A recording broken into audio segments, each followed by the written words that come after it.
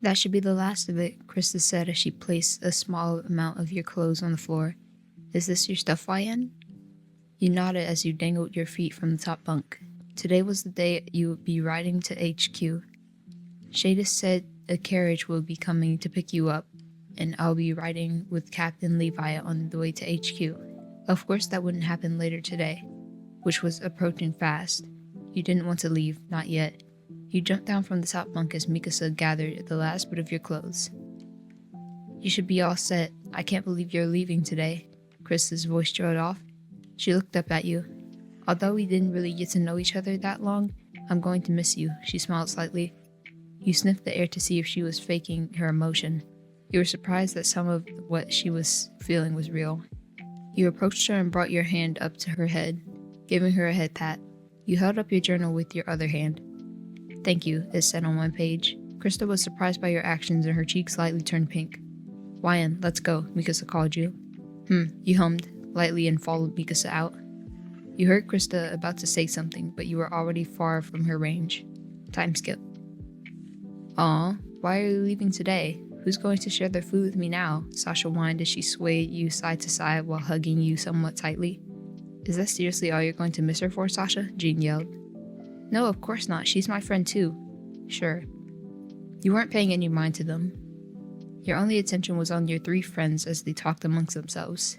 Were they still worried? Are they talking about you? Armin noticed you staring and turned his head away, his cheeks a soft tint of pink.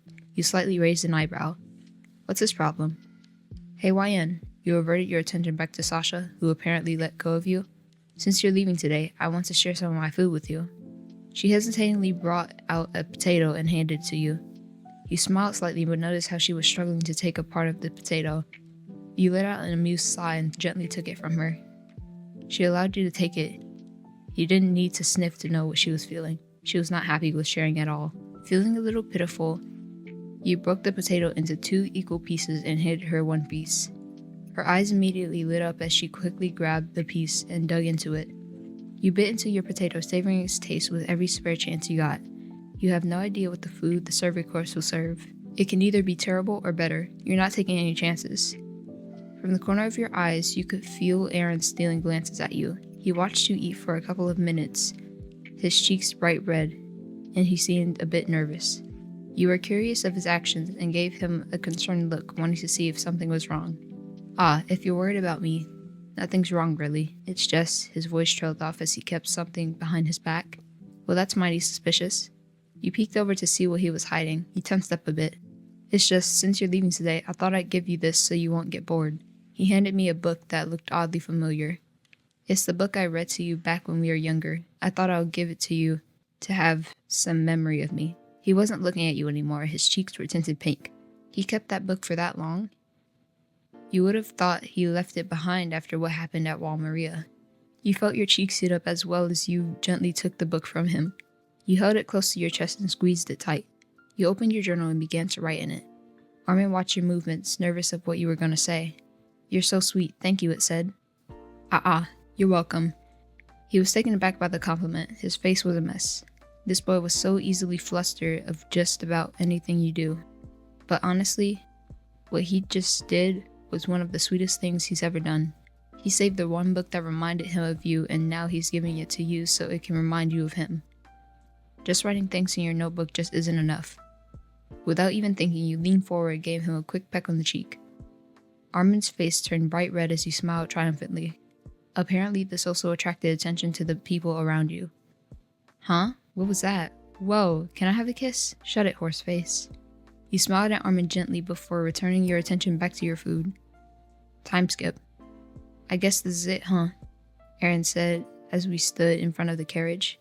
The carriage has just arrived and all of your things were inside. We're really going to miss you, YN, and we just got reunited after so long as well. You smiled sadly. I'm sure you'll be a great scout, Armin says. Be good, okay? Mikasa said in a motherly tone. You ran towards them and hugged them tightly. You are really going to miss them. They are your only family left. Are you just going to keep on snuggling with each other, or can we actually get a move on? A stoic man peeked out from the carriage window. You forgot he was in there too. You pulled away from the hug and gave them one last wave before entering the carriage yourself, of course sparing them one last glance. The carriage pulled away as you watched your friends get farther and farther. Tears were slowly welling up. But you knew you couldn't cry in front of your new captain who happened to be drilling holes into your head. He must still be salty about your first meeting. He was the only one who wasn't exactly fond. You hummed in embarrassment. You tried to ignore his gaze and read the book Armin gave to you. But his stare never left your form. Feeling tension, you looked at him nervously. He gave no reaction, just stared back at you. You couldn't take it and focused back on your book. He then looked out the window and avoided eye contact. Before we arrive at HQ, let me inform you that I'm not your typical captain. I want things done a certain way and I want things to be tidy as well. If you're a messy person, we're going to have some problems. You made a nervous sound. Don't tell me you can't clean either. You shook your head frantically. Of course you can clean, but you don't know if your cleaning will fit his standards. Good then. You mentally gulped and returned your attention back to the book. All these pages were familiar. You remember leaning against Armin's shoulder as he read the pages to you. It was like he was still here. It was like they were still here. You missed them already. Captain Levi noticed your sudden change in mood and clicked his tongue. Come over here, brat. What? His eyes narrowed. He didn't want to repeat himself. You slowly rose up from your seat and sat down next to him, making sure there was a bit of a large space between the two of you. From now on, we're stuck with each other. Try not to get on my nerves as much. I can't tell if he's annoyed with you or actually caring for you. You study him a bit. It's both. Was getting you to sit next to him his way of comforting you? Or trying to ease the tension, maybe? You continued to read as the bumps and calming noises of the carriage made it hard for you to stay awake.